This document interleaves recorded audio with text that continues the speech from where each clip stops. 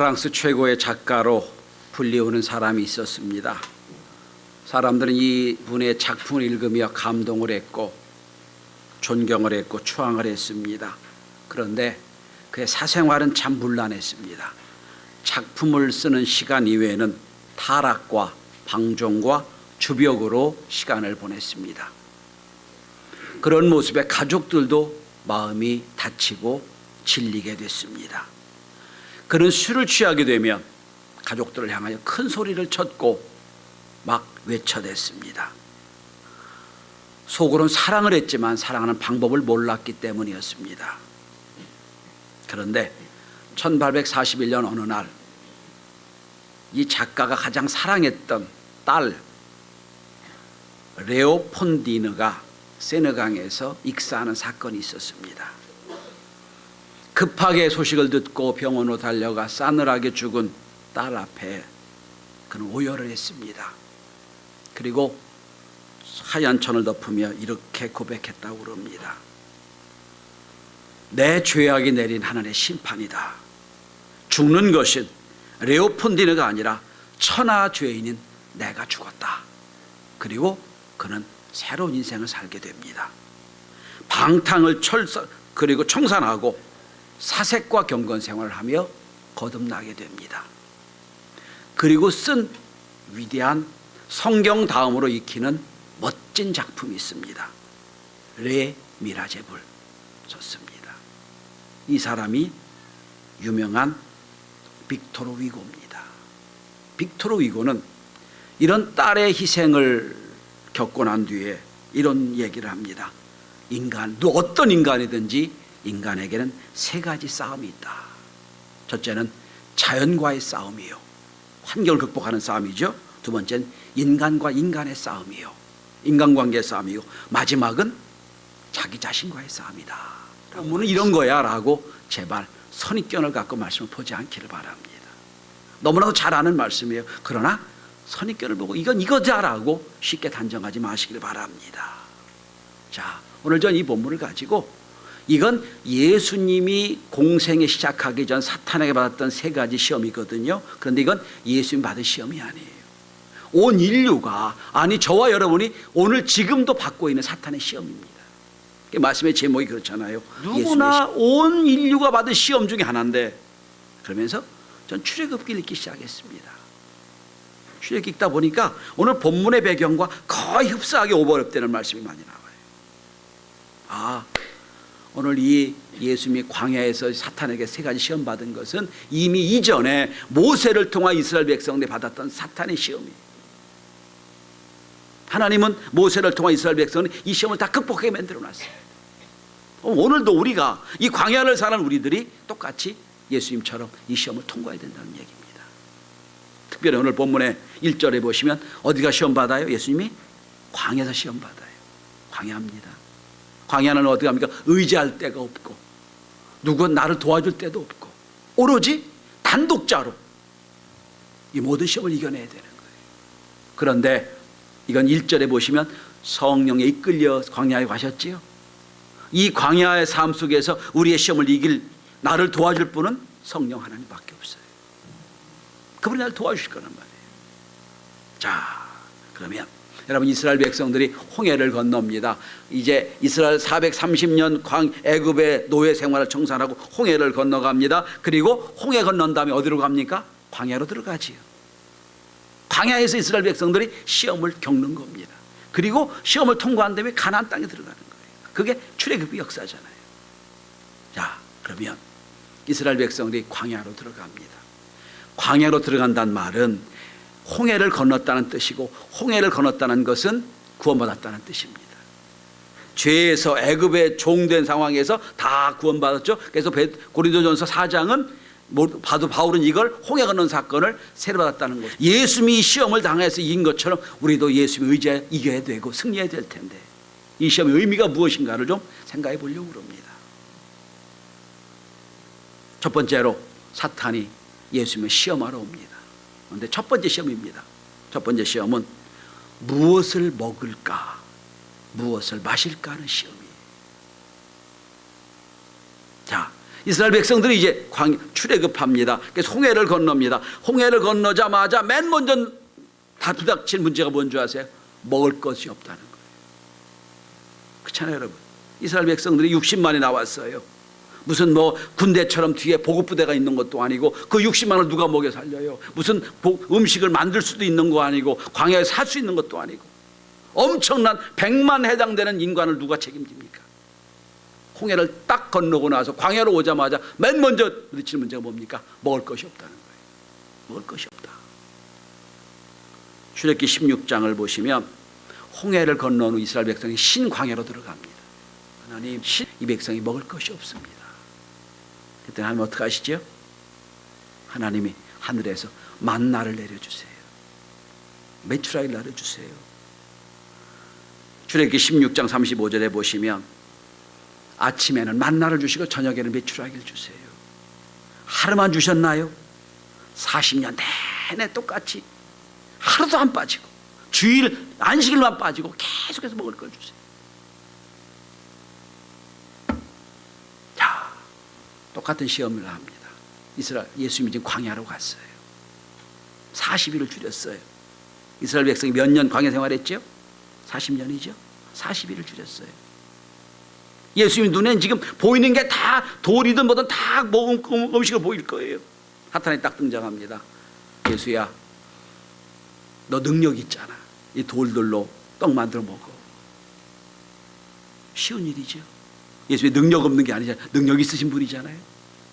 만들어 먹을 수 있어요. 근데 예수님이 여러분 오늘 본문을 보시면 무슨 대답을 하십니까? 4절입니다. 이렇게 말씀하십니다. 사람이 떡으로만 살 것이 아니요 하나님 입으로 나오는 모든 말씀으로 살 것이니라.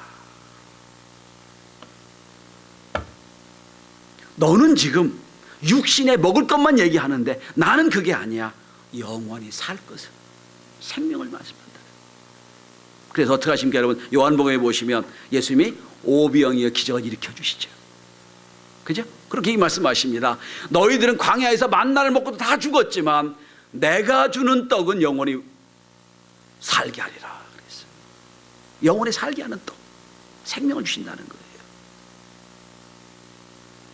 우리는 항상 무엇을 먹을까 무엇을 마실까를 염려하고 고민합니다. 날마다 고민합니다. 고민 안 할 수가 없지요. 그런데 예수님이 이렇게 말씀하십니다. 마태복음 6장 31절이에요. 그러므로 염려하여 이르기를 무엇을 먹을까 무엇을 마실까 하지 말라. 이는 다 이방인이 구하는 것이라. 이는 다 누가 구하는 거라고요? 이방인이 뭐예요? 구원받지 못한 백성이 구하는 거란 말이에요. 내가 너는 책임지고 내가 너는 하는 백성이니 내가 너 책임져 주겠다. 이방인이 구하는 것처럼 구하지 말라는 거예요. 그리고 말씀하십니다. 너희 하늘 아버지께서 이 모든 것이 너에게 있을 줄 아시느니라.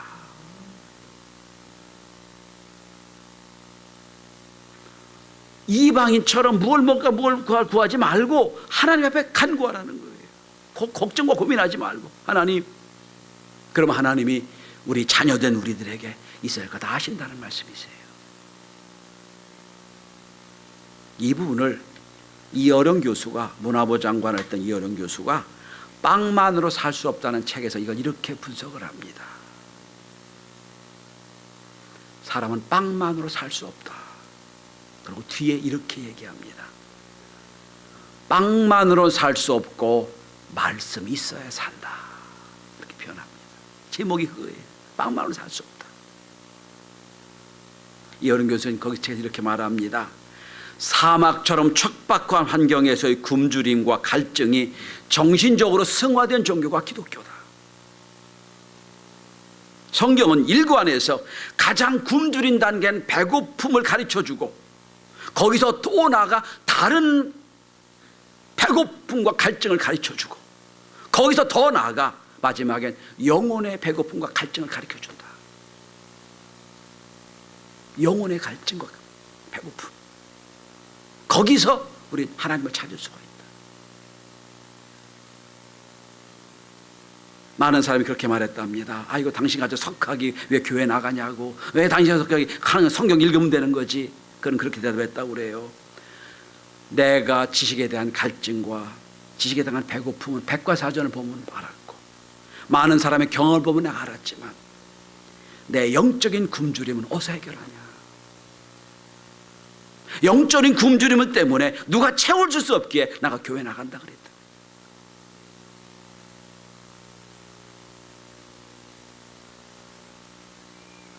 배고픔은 음식점 가고 뭔가 지식에 굶주리면 도서관에 가고 심심한 극장 가고 그런데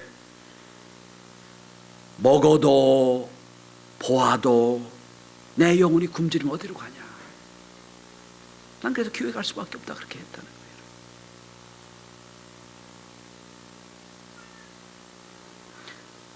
시편 42편 1절 이렇게 고백합니다. 사슴의 신의 물을 찾기 갈급함같이 내 영혼이 주를 찾기에 갈급하나이다. 이 갈급함의 체험이 없이는 말씀이 생명이 되는 모른다는 겁니다. 오늘 우리는 늘 이 싸움을 해요. 뭘 먹을까 뭘 마실까. 저는 우리 경신교회 성도들이 인생의 육신의 갈급함과 굶주림을 넘어서 영적인 깊은 굶주림과 갈급함이 있길 바랍니다.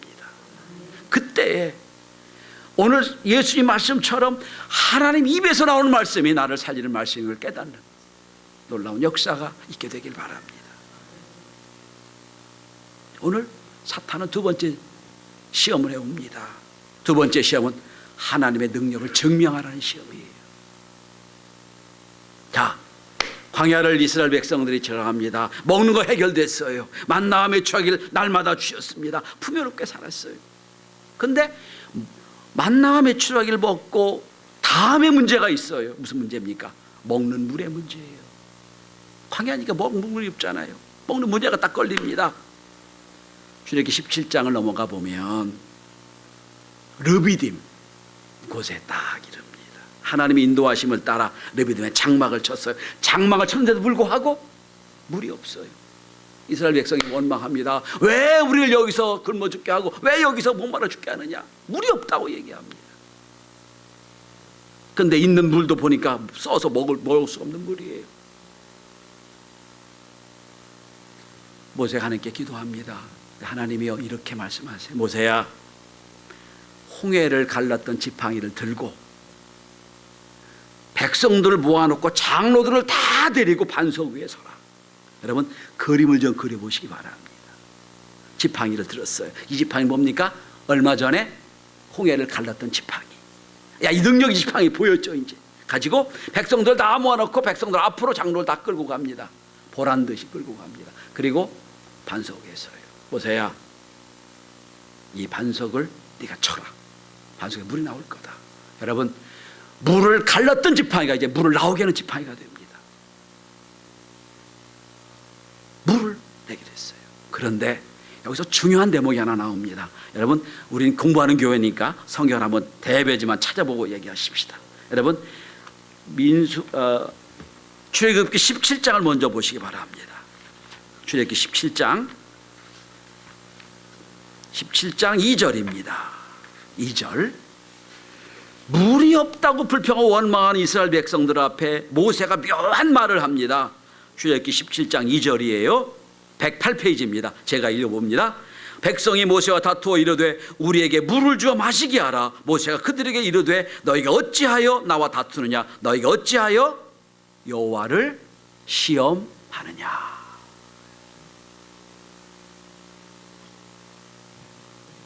그 다음에 7절 한번 보세요. 7절.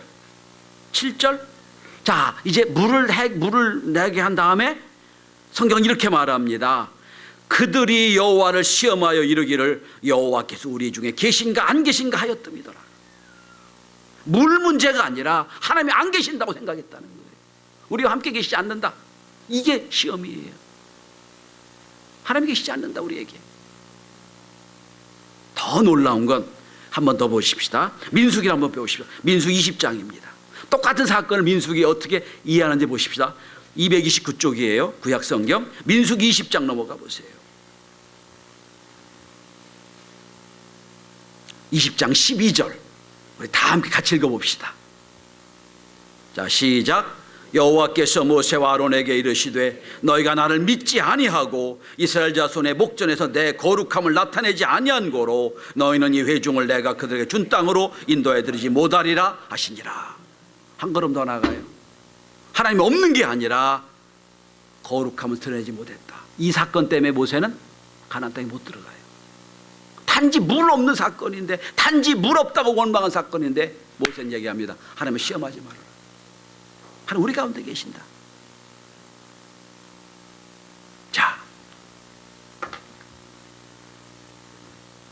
예수님이 두 번째 시험을 받습니다. 사탄이 예수님을 높은 성전 꼭대기 첨탑에 끌어올라갑니다. 그리고 이렇게 말합니다. 네가 하나님의 아들이냐? 뛰어내려라. 그러면 성경에 천사들이 너를 네 발을 받쳐줘서 너 안 다치게 한다고 했다. 뛰어내려라. 너 능력을 보여달라는 거예요, 여러분. 예수님은 어떻게 시험을 이깁니까? 다시 한번 여러분 마태복음을 보십시오. 7절입니다. 주 너의 하나님을 뭐 하지 말라고요? 시험하지 말라. 시험하지 말라. 주 너의 하나님을 시험하지 말라.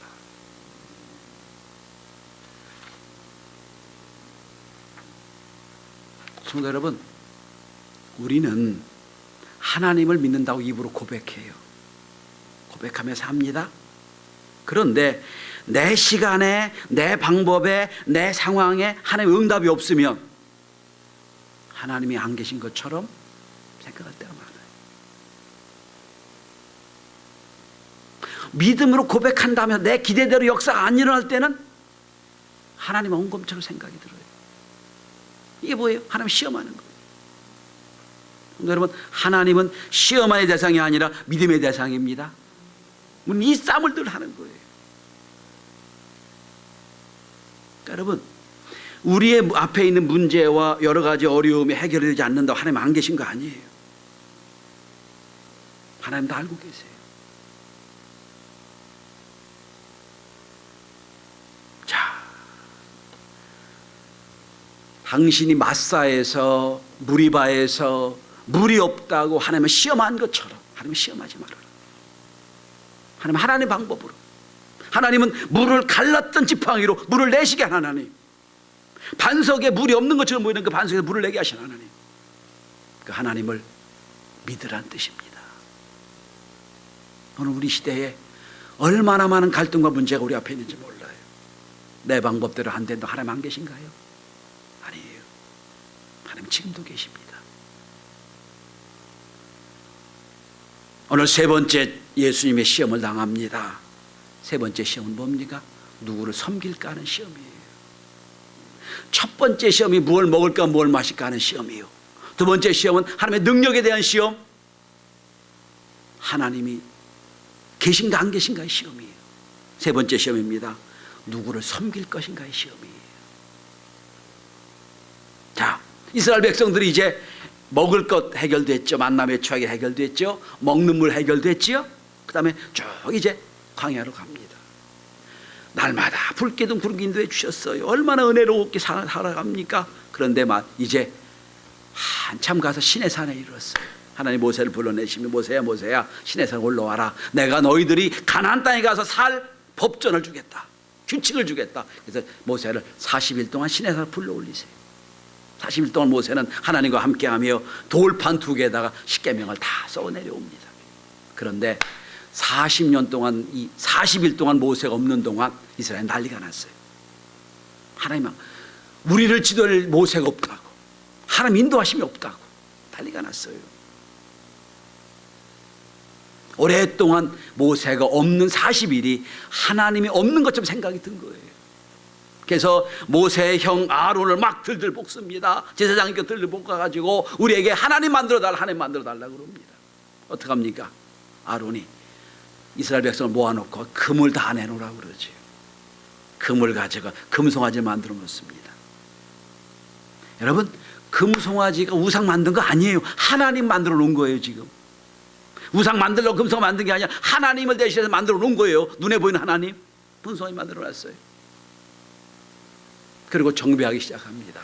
모세가 산 위에서 내려와 보니까 난리가 났어요. 금송아지 앞에 놓고 막 사람들이 난리법석 하고 예배를 드리는데 이건 아니에요.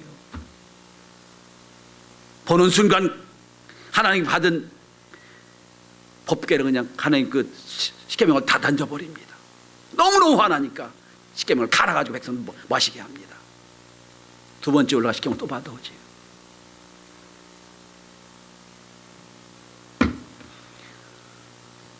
이스라엘 백성들은 하나님을 믿는다고 하면서도 하나님 아닌 우상을 섬겼다는 거예요. 이게 참 아주 어려운 겁니다. 이스라엘 백성들이 우상 섬긴다고 한 번도 한 적이 없어요. 그냥 금송아지 만들어 놓고 하나님 대신 섬긴 거예요. 근데 사실 우상 섬긴 거죠. 하나님이 아니잖아요. 우리는 늘 이 유혹을 받아요. 여러분, 오늘 예수님의 시험입니다. 예수님을 산 꼭대기 올라갑니다. 천하만걸 다 보죠 말합니다. 예수야, 나에게 한번 절해라. 다 주겠다. 예수야, 너 십자가를 져 이 땅에 온 거 내가 아는데 굳이 십자가를 지고 죽어서 사람을 구원할 거 없어. 나한테 한번 절하면 돼. 쉽게 하면 돼. 다 너 줄 거야. 여기서 유혹이 있어요, 여러분. 사탄이 모든 걸 갖고 있는 게 아니잖아요. 하나님 거잖아요. 자기 거로 잠깐 속이는 거예요. 하나님 건데 지가 어떻게 줘요? 줄 수도 없는 주제 주겠다고 유혹합니다. 그리고 쉬운 방법으로 십자가 지지 말라고 얘기하는 거예요. 너 나를 섬겨라. 내가 주겠다는 거예요. 성도 여러분, 우리 시대에 하나님을 믿는다고 하는 저와 여러분들을 유혹하는 게 얼마나 많습니까? 얼마나 많아요. 이 시대의 탁월한 목회자인 존 파이프 목사님은 현대인의 우상이 세 가지가 있다고 얘기합니다. 돈, 섹스, 권력. 이게 현대인 우상이라고 그래요. 여러분, 사순절에 곰곰이 한번 고민해 보시기 바랍니다. 과연 우리가 주일마다 교회 나와 예배를 드린다고 하나님 믿는다고 하지만 최종적인 나의 섬김의 목적이 나의 안락함, 나의 권력, 나의 건강, 나의 돈 잘 벌게 해달라고 위해서 하나님 예수 믿는 건지, 하나님의 최종 경배의 목적인지 생각해 보셔야 돼요. 이 전쟁을 계속하는 거예요. 이 전쟁을.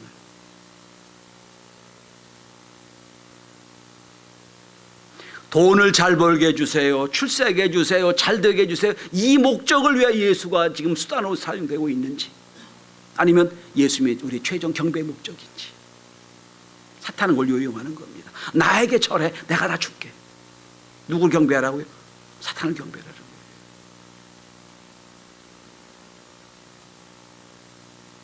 한때는 미국의 잘 나가는 성공적인 IT 기업의 CEO였던 척 벤틀리라는 분이 있습니다. 이분이 닷컴 붕괴될 때 회사가 파산했어요. 돈을 잘 벌다가 파산했어요. 그리고 회사를 정리하고 되돌아보니 내가 예수를 잘 믿는 사람이었다고 생각을 하고 열심히 신앙생활을 했다고 생각했는데 이제 보니 하나님을 섬긴 게 아니라 돈을 섬겼다는 깨달음이 와요. 내가 돈을 섬긴 밖에 없다. 그리고 깨닫고 크라운 파이낸싱 미니스트리라고 하는 단체를 만듭니다. 그리고 돈의 뿌리라고 하는 유명한 책을 씁니다. 그 책은 이렇게 말합니다. 돈에 관한 결정은 철저하게 영적인 결정이 될 수밖에 없다. 돈에 관한 결정, 영적인 결정이에요. 성도 여러분, 사탄은 자기에게 절만하면 다 주겠다고 합니다. 그래서 뭐라고 이 시험을 이겨내십니까? 여러분, 오늘 10절입니다. 사탄아 물러가라. 주 너의 하나님께 경배하고 다만 그를 섬기라 하였느니라. 누구만 섬기라고요? 하나님을 섬기라. 여러분, 오늘 우리가 존 파이프 목사님처럼 돈과 물질과 쾌락과 권력을 섬기는지 몰라요. 이제는 방향을 바꿔야 됩니다. 오늘 사탄은 예수님의 정체성을 무너뜨리는 질문을 다 하는 거예요. 그래서 늘 이렇게지만 네가 하나님의 아들이거든, 하나님의 아들이거든 늘 질문하죠. 우리에게 지금도 계속 질문해 옵니다. 너 하나님의 자녀냐? 이렇게 해라. 하나님의 자녀된 질문을 계속해요. 광야를 건너는 우리들의 사탄은 계속 끊임없이 와 질문합니다. 유혹합니다. 무엇을 먹을 거냐? 누구를 믿을 거냐? 누구를 섬길 거냐? 과연 내가 하나님의 자녀냐? 이 질문 앞에, 유혹 앞에 나는 하나님만 섬긴다. 난 빵만으로 살 수 없고 말씀이 나를, 내 인생을 책임지고 있다. 난 하나님의 능력을 믿는다. 난 하나님을 섬기겠다. 이런 결단과 각오가 이 사순절 기간 내내 여러분 삶을 움직일 수 있게 되길 바랍니다. 기도합니다.